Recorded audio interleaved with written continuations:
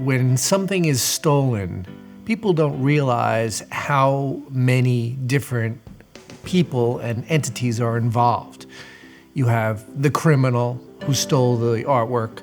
You have the insurance company who paid out on the loss, the theft victim, the police force, the person who is in possession of the stolen item, and then various other fences and good faith buyers and bad faith buyers as well. So there's a lot of people involved in any one stolen art case.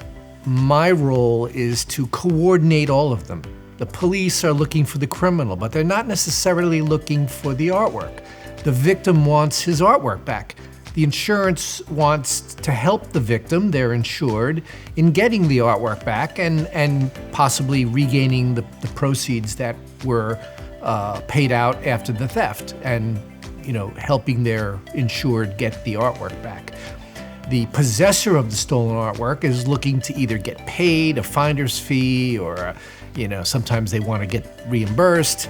So everybody really has a different desire here. And my job, which is extremely difficult, is coordinating everybody's wishes and trying to resolve it amicably and avoiding the expensive and lengthy court process. Well, a lot of the cases I work on are Nazi-looted art cases. And though it's amazing that 75 years after the war, we're still talking about art that was taken from Jewish families and it have been dispersed all over the world. And not all of these artworks that I work on are multi-million-dollar Picassos or Degas. Some of them have just a real sentimental value to the families who are claiming them. They can be, just a small part of their history that was taken away from them by the Nazi regime. So it holds a great deal of sentimental value for some families.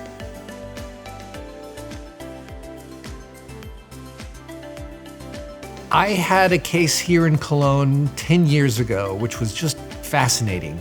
But first of all, the theft took place in 1988 in New York City. A gallery, 5 important paintings, a Motherwell, a Leger, a Carol Appel painting, a Franz Klein. Some really important paintings were stolen. And in 1988, one of them ends up in the hands of a lawyer in Stuttgart. And he checks with the International Foundation for Art Research at the time to see what he has, and sure enough, they tell him it's stolen. He won't tell anybody where the other paintings are, and he won't even cooperate to return the one. So the Stuttgart police raid his office, looking for clues. I mean, they actually arrest the lawyer, and the lawyer ended up in an altercation with the police and ended up getting arrested for assaulting a police officer. It was astounding. But still, he refused to tell anybody where the rest of the stolen artwork was. So a few years later, 2003, a conservator working in Cologne contacted the Daedalus Foundation, which is Motherwell's foundation in New York, and she had been left the Motherwell by her family, by her father. And I came to Cologne to see the Motherwell, and sure enough, she had some of the other paintings as well. The Cologne police very quickly seized the artworks, which was great, and held a press conference, which wasn't so great because I was still negotiating to get the artworks back from this family, from this conservator, and coordinating with the insurance company that paid out on the loss and the victims who suffered the theft at the gallery in New York. So I convinced the Cologne police to allow me to take possession of the paintings, where I brought them back to New York and then made some kind of an arrangement between the insurance company and the family who suffered the theft. They were extremely difficult as well because one of the daughters decided she was going to be her own lawyer.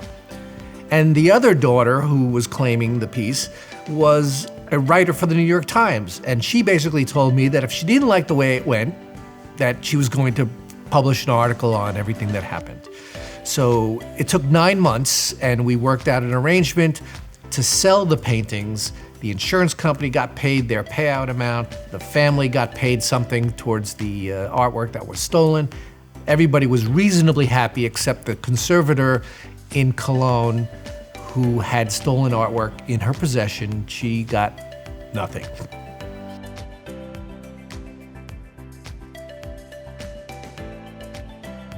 The car was stolen from a storage facility in Boca Raton, Florida in 1997 and hasn't been seen since. I received a tip about a year ago, a very viable tip from someone who insisted on meeting me at a Starbucks in public. He was afraid for his life, he was afraid for his job, he was very cautious, but he gave me some information that nobody else would have other than someone who has seen the car and knows the car. We've managed to track it to a country in the Middle East. I'm not saying which one, but I have since done a number of interviews hoping to encourage this particular collector to come forward and resolve the case with me, rather than involve authorities in having to seize it. Because don't forget, at this point, whoever has this car cannot exhibit it, cannot sell it, cannot send it anywhere in public where it might be spotted and somebody may claim it. So if any of your listeners or viewers have any tips they want to share to help us narrow the search, there's a $100,000 US reward for information that leads to the recovery of this vehicle.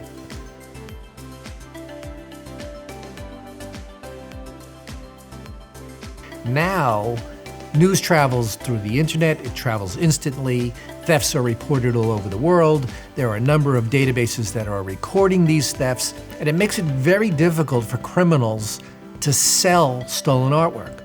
So what happens is they contact me, trying to ransom back the artwork, looking for tips. Sometimes they know that an insurance company is involved and they want a payment from the insurance company.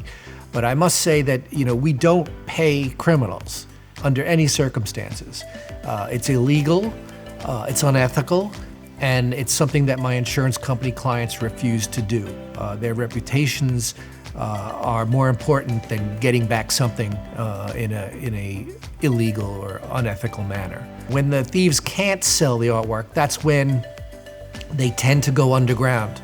Maybe on the black market, they'll sell for 15% of their true value, or traded for drugs, or traded for weapons, or even used as what we call a get out of jail free card.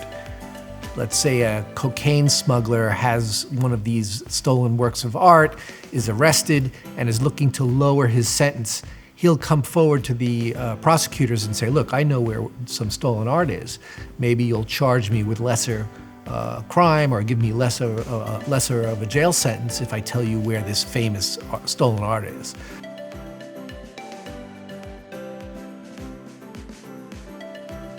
They know enough not to swap out a rare watch movement from its case. They know not to take the original engine out of a Ferrari and replace it with something else, because that would completely destroy the value. With jewelry, though, it's very difficult. Gems will be cut up and resold. Diamonds will be broken up. Important pieces will be broken up, unless they're signed pieces like Cartier, Fabergé. They tend to remain intact. But it pains me to hear about jewelry theft, because the victims are asking me within a few weeks, what's happened to the jewels, and I hate to tell them that it's, they're being cut up as we speak, and the gold is being melted down, and that's what criminals do.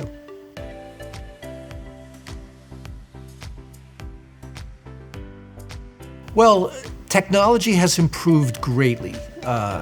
Burglar alarm systems are incredible. There are now threads that you can weave into your canvases that are trackable with GPS. I mean, just amazing ways to prevent your artwork from being stolen. However, thieves are also clever. And law enforcement worldwide is tied up with international terrorism issues, COVID health issues. The last thing they're gonna do is show up at your door the next day after you've had a theft and help you get your artwork back. It's unfortunate, but it's true. And what you see on television about officers taking fingerprints and tracking down thieves and returning valuable art, it's very sad, but only a fraction of that artwork will ever come back. So when people ask me, well, what do I do with my collection, or whether it's watches or rare automobiles or a collection of paintings, I say the only solution that I have really narrowed down is insurance. Get your collections insured. And not only insure your artwork, but keep your schedules updated. Because it takes so long to recover artwork, sometimes 2 years, 10 years, sometimes 25 years, the artwork has increased in value. And the people don't realize that as their artwork is increasing in value, they need to update their insurance schedules to keep that insurance policy active and properly insured.